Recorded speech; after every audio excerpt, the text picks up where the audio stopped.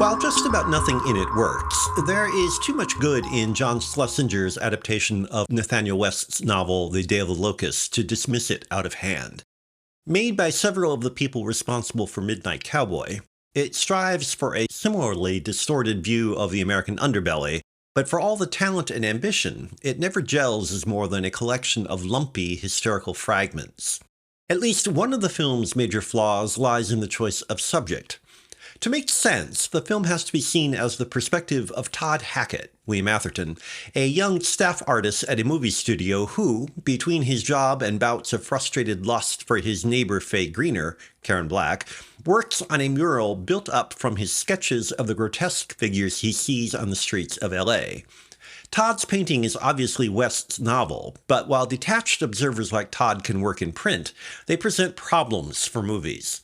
Todd is not in the action much of the time, and when he is, he does little but sweat heavily and get drunk. Perhaps in an exaggerated effort to overcome his indirect involvement, much of the action is heightened to the point of nightmare. 1930s Hollywood becomes a Weimar on the Pacific as emphasis shifts to Faye and secondary characters, particularly Homer Simpson, Donald Sutherland. A tortured, inarticulate accountant who disastrously falls for Faye, Homer ends up being the critical character when he initiates the film's infamous apocalyptic movie premiere, Riot. The sequence is infamous mainly because Schlesinger resorts to explicit expressionism, turning the riot into something like Ensor's Christ's Entry into Brussels as masked members of the crowd glower at the camera. Until that transformation, which, if misguided, is easy enough to understand as Todd's projection, the riot is frighteningly convincing, and as such encapsulates the film's unsteady wavering between an artist's grotesque vision and strained quasi-realism. Perhaps appropriately, given Todd's profession, the film's most consistent achievements are visual, as Schlesinger, cinematographer Conrad Hall, and production designer Richard McDonald render pre-war LA as a sleepy, sunny mixture of childish indulgence and thoroughgoing corruption. Faye is that mix made flesh, but Black is tough to accept as the cause of so much tumescence.